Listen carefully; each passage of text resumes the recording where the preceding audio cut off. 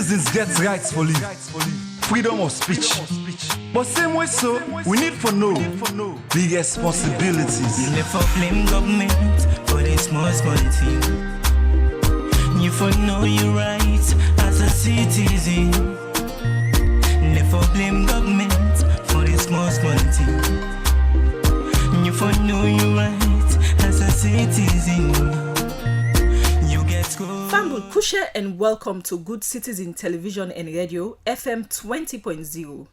This na you pick sense program, Civic and Development Talk, where they bring you discussion them about how we country they run, how governments they manage with corporate business, and how we all they benefit. Me where they bring this program to you, na Madam Good Citizen. Today, I get two important allegory them. One, when I'm Mr. Citizen's budget, they represent the government, and the other one, when I'm Madam Non-State Actor, Madam NSA, they represent the ordinary Salomon and woman. Una welcome to Civic and Development Talk program. Thank you. Thank you. And Seth, plenty thank you to his studio audience where I can call me co-presenter them. Well, fumble them. Every year, the Minister of Finance can make one longer statement na Parliament where Bookman can call National Budget Speech. Na there it can talk about the money them where the country can gather and how it they plan for spend them. So today, we get Mr. Citizen's budget for come help we get a more sense about how government can get money and how it they spend them for sake in people them inside this 2024. I also get Madam Non-State Actor where people can call Madam NSA. This na the civil society body where can represent the ordinary Salomon and woman pan the budget process. Then can say ladies first. So make I begin with you, Madam NSA. Since you can represent the people their interest pan the budget process, how this process can look like? Thank you, Madam Presenter. Well, every year, the Ministry of Finance can put one notice for make all ministry, departments and agency them, when a MDA them, calculate how much money they need for run the MDA them and push them what could go before. Where they can don't make them calculation on paper, the ministry can call them for one meeting before we where they represent the people in a salon and the ministry where they manage the process. We can ask the MDA plenty question them for sake of the request where they can don't make. Then we can make recommendation to the Ministry of Finance. Now all the requests plus we recommendation they can put inside one big book where they call National Budget, where they can take go Parliament for make themselves go see, discuss and agree on wetin really they want the MDA forget for able do them work inside the year. I see. So you think say this process good for the country? Oh yes, it's very good for transparency and accountability in our country. Alright, thank you, Madam NSA. Stay with me na the studio. Now make her bring in Mr. Citizen's budget na the discussion. First, remind Fambul why they call you Mr. Citizen's budget. Thank you, Madam Good Citizen. Just like how Madam NSA been the talk. The document where they can take go Parliament after their work, that national budget, na big document. Even bookman them no get chance for read all. And since the country in money business for concern all man, now that make me inside for put this big document inside simple English and Creole. Because government believe say it important for make citizens they know, take part and monitor how government go spend the money inside this 2024. So since now for citizens the midday, now that make then they call me Mr. Citizen's Budget. Interesting. Every year where una dey pull this budget document, una can say wetin e dey but. Wetin this one dey but? This year, the team na restoring macroeconomic stability while protecting the poor and vulnerable. This means say we dey do things them we go make we economic triangle back, and we dey do things them back we go make we help for fet poor inside this 2024. Okay, thank you, Mr. Citizen's budget. Make I come to you again, Madam NSA. Mr. Citizen's budget say this 2024 budget wants for make the economy strong and same way so do thing them for help poor people. How that go work? Well, Fambul go member say government bin make one document wey dem call Medium Term National Development Plan (MTNDP). Dis plan na bin from 2019 wey last till 2023. Dis document bin show how government dey use we money for develop the country. Inside dis 2024, government dey make other MTNDP. Inside dis new document, government dey look at President Bio in 2023 manifesto wey point pan 5 things dem wey e want for pay attention pan inside the next years. If all the wire hold water, we go able improve we economy and make poor man self get strength. That's na good thing. Because if people get thing for it, then land work and self get work for do, this bra you bobo the business go reduce. Na true, me sister. Kombra money. Una thank you. Make I ask you this question, Mr. Citizens Budget. This all na fine proposal on paper. But how it go possible way according to some people, this current economy not dey grow? Now true say the economy get some challenge that side. Because inside 2023, the economy only grew by 2.7%. We dey expect say it go grow by 4.7% this year. And by next year, where we go do invest for agriculture and the other thing them, it go grow by 5.2%. Don the other thing back na this inflation business. Plenty people dey complain about the price of thing them where they go up. Wetin really dey happen? Madam Good Citizen, you right. Inflation come out 37.1% inside December 2022. It claim go 54.2% inside September last year. It been done can down small to 44.3% by the time way the year dey done. We expect say it go continue for go down to 22.9% inside this 2024. And it go down even more to 17.4% by 2025. Okay, thank you so far, Mr. Citizens Budget. We dey go for one short break, and when we come back, we go talk about the money safe where government plan for gather and spend inside this 2024. Fambul, stay tuned to Civic and Development Talk, where they come to you live from Good Citizen Television and Radio, FM 20.0.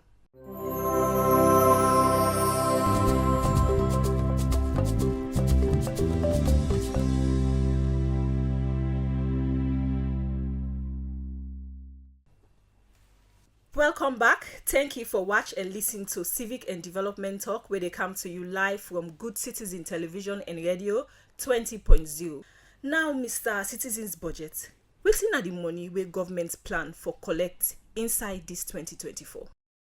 Important question. For this year, government expect for collect over 20.7 billion new loans, where that's now 20.7% of we gross domestic product, when our GDP.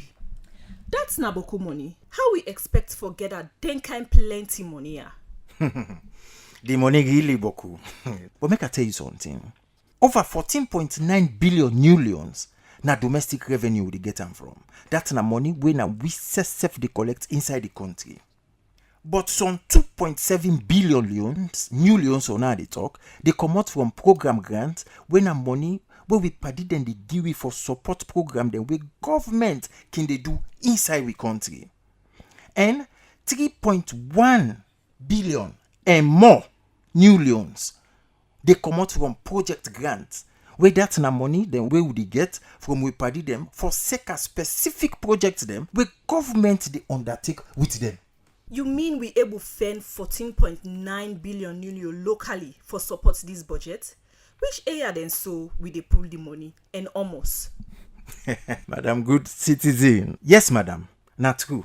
We they get over 5.3 billion new loans per income tax, 3.451 billion new loans per goods and services tax. That GST what they tell you. Then we they get over 3.1 billion new loans per customs and excise tax.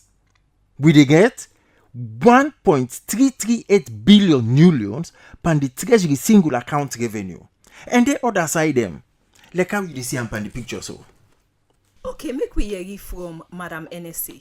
Forget that then kind money no go easy. Any particular thing the way una advise government for do forget that this kind money? Yes, madam. In the first place, government don pull nado the 2024 Finance Act. The policy dem wey dey inside this act go help government for raise that money dem.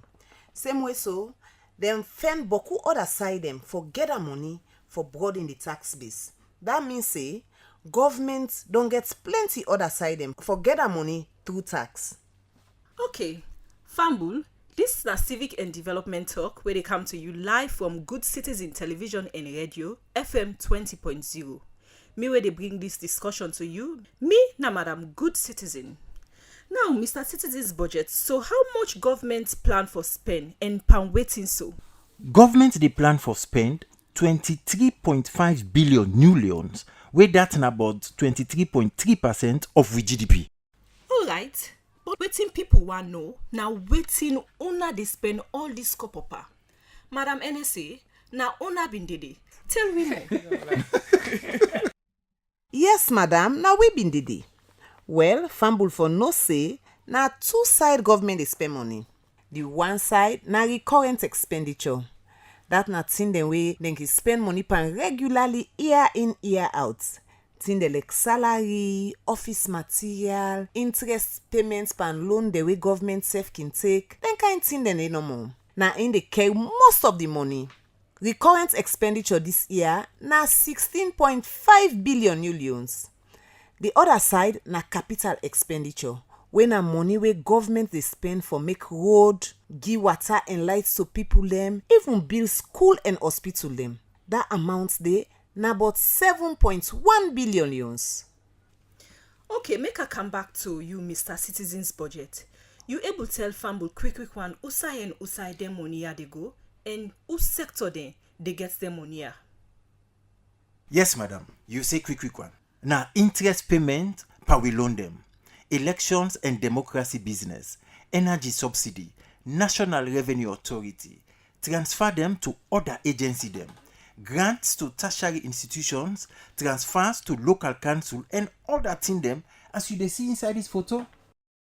So what about the other recurrent expenditure then, wey no to salary or interest payment? Them money then they go to general services, security service, social sector, economic sector, and transfer to local council for thing them wey not to for salary or interest.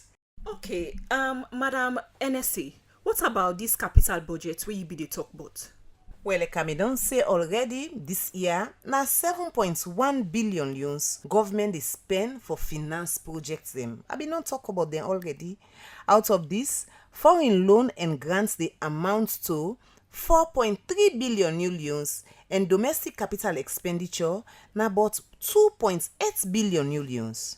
Thank you, Madam NSA and Mr. Citizen's budget. Make our oluna dey first. Fambul, if you just dey join we dey talk about the citizens' budget, where they tell we but how government they gather and spend money for we inside this 2024.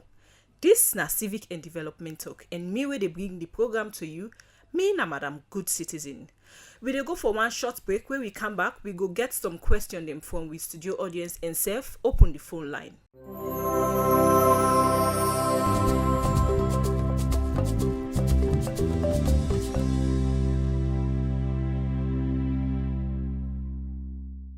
Welcome back. You dey watch and listen to Civic and Development Talk, where they come to you live from Good Citizen Television and Radio, FM 20.0. Make we get question them now from my studio guest them, where I can call me co-presenter them. Yes, madam, your name and your question, please.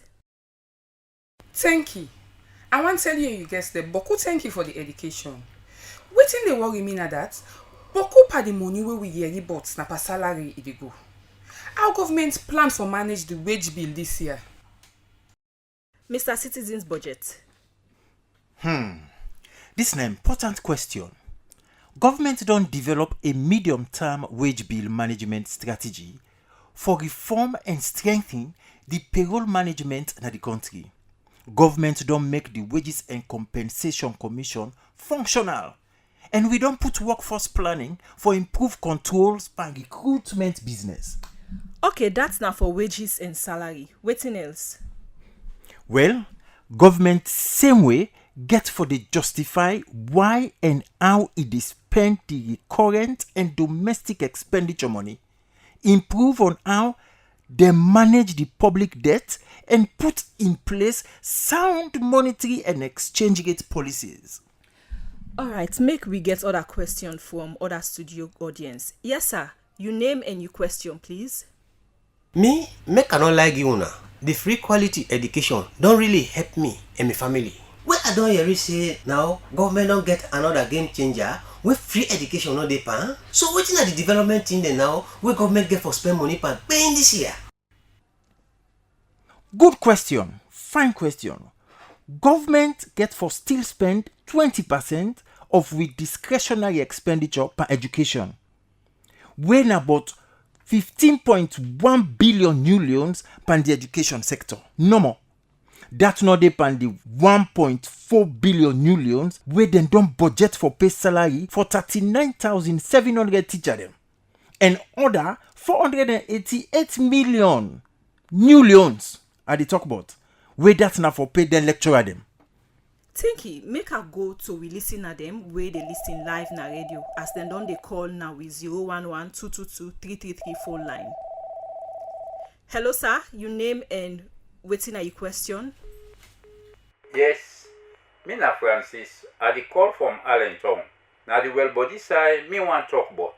Waiting dey inside the budget for well body business this year. Waiting dey inside this budget for the well body business. Government don't allocate but 7% of the money where government they spend this year no more to well body business.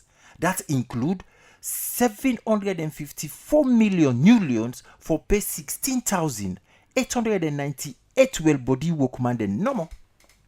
Okay, because of time, make her take one last caller. Waiting at your name and your question, please. Yes, ma. Government say fit salon. I want to know how they really get for do this. Madam NSA, this question are for you. And now how? Thank you, madam. Well, governments don't give plenty couple for push agricultural production go before. This self include livestock that na for the main animal them where people go eat.